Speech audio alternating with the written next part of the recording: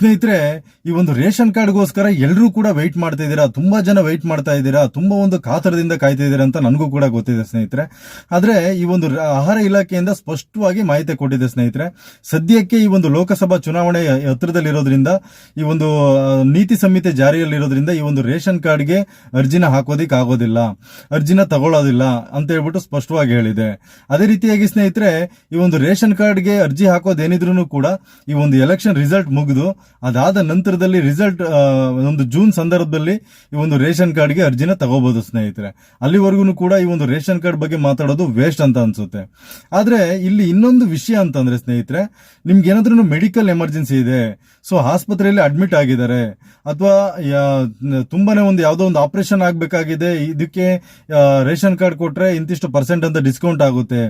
ಈ ರೀತಿ ಸಂದರ್ಭದಲ್ಲಿ ನೀವು ಏನ್ ಮಾಡ್ಬೇಕಂತಂದ್ರೆ, ನೀವು ಅಫಿಷಿಯಲ್ ಆಗಿ ಕೂಡ ರೇಷನ್ ಕಾರ್ಡ್ಗೆ ಅಪ್ಲೈ ಮಾಡಬಹುದು. ಅದು ಕೂಡ ಈ ಒಂದು ಆಹಾರ ಇಲಾಖೆಯ ಈ ಒಂದು ಔಟ್ಲೆಟ್ಗಳು ಎಲ್ಲೆಲ್ಲಿದೆ ಅಂದ್ರೆ, ಈ ಒಂದು ತಾಲೂಕಲ್ಲಾಗಿರ್ಬೋದು, ಈ ಒಂದು ಜಿಲ್ಲೆಯಲ್ಲಾಗಿರ್ಬೋದು, ಈ ಒಂದು ಆಹಾರ ಇಲಾಖೆಯ ಆಫೀಸ್ಗಳು ಎಲ್ಲೆಲ್ಲಿದೆ, ಸೊ ನೀವು ಅಲ್ಲಿಗೆ ಹೋಗಿ ಈ ಒಂದು ಅರ್ಜಿನ ಹಾಕ್ಬೋದು ಸ್ನೇಹಿತರೆ. ಅದು ಕೂಡ ಅಫಿಷಿಯಲ್ ಆಗಿ ಅರ್ಜಿನ ಹಾಕ್ಬೋದು. ಆದ್ರೆ ನಿಮ್ಗೆ ರೇಷನ್ ಕಾರ್ಡ್ ಕೊಡೋದಿಲ್ಲ, ಅಂದ್ರೆ ನಿಮ್ಗೆ ಅಕ್ಕಿ ತಗೊಳ್ಳೋದಿಕ್ಕಾಗಿರ್ಬೋದು, ಬೇರೆ ಯಾವುದಕ್ಕೂ ಕೂಡ ಉಪಯೋಗಿಸ್ಕೊಳ್ಳೋದಿಕ್ಕೆ ಅದು ಆಗೋದಿಲ್ಲ.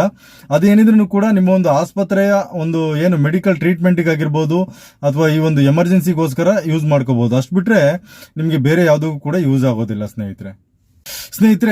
ಈ ಒಂದು ರೇಷನ್ ಕಾರ್ಡ್ಗೋಸ್ಕರ ಎಲ್ಲರೂ ಕೂಡ ವೆಯ್ಟ್ ಮಾಡ್ತಾ ಇದ್ದೀರಾ, ತುಂಬಾ ಜನ ವೆಯ್ಟ್ ಮಾಡ್ತಾ ಇದ್ದೀರಾ, ತುಂಬಾ ಒಂದು ಕಾತರದಿಂದ ಕಾಯ್ತಾ ಇದ್ದೀರಾ ಅಂತ ನನಗೂ ಕೂಡ ಗೊತ್ತಿದೆ ಸ್ನೇಹಿತರೆ. ಆದ್ರೆ ಈ ಒಂದು ಆಹಾರ ಇಲಾಖೆಯಿಂದ ಸ್ಪಷ್ಟವಾಗಿ ಮಾಹಿತಿ ಕೊಟ್ಟಿದೆ ಸ್ನೇಹಿತರೆ. ಸದ್ಯಕ್ಕೆ ಈ ಒಂದು ಲೋಕಸಭಾ ಚುನಾವಣೆ ಹತ್ರದಲ್ಲಿರೋದ್ರಿಂದ, ಈ ಒಂದು ನೀತಿ ಸಂಹಿತೆ ಜಾರಿಯಲ್ಲಿರೋದ್ರಿಂದ ಈ ಒಂದು ರೇಷನ್ ಕಾರ್ಡ್ಗೆ ಅರ್ಜಿನ ಹಾಕೋದಿಕ್ ಆಗೋದಿಲ್ಲ, ಅರ್ಜಿನ ತಗೊಳ್ಳೋದಿಲ್ಲ ಅಂತ ಹೇಳ್ಬಿಟ್ಟು ಸ್ಪಷ್ಟವಾಗಿ ಹೇಳಿದೆ. ಅದೇ ರೀತಿಯಾಗಿ ಸ್ನೇಹಿತರೆ, ಈ ಒಂದು ರೇಷನ್ ಕಾರ್ಡ್ಗೆ ಅರ್ಜಿ ಹಾಕೋದೇನಿದ್ರು ಕೂಡ ಈ ಒಂದು ಎಲೆಕ್ಷನ್ ರಿಸಲ್ಟ್ ಮುಗಿದು ಅದಾದ ನಂತರದಲ್ಲಿ ರಿಸಲ್ಟ್ ಒಂದು ಜೂನ್ ಸಂದರ್ಭದಲ್ಲಿ ಈ ಒಂದು ರೇಷನ್ ಕಾರ್ಡ್ಗೆ ಅರ್ಜಿನ ತಗೋಬಹುದು ಸ್ನೇಹಿತರೆ. ಅಲ್ಲಿವರೆಗೂ ಕೂಡ ಈ ಒಂದು ರೇಷನ್ ಕಾರ್ಡ್ ಬಗ್ಗೆ ಮಾತಾಡೋದು ವೇಸ್ಟ್ ಅಂತ ಅನ್ಸುತ್ತೆ.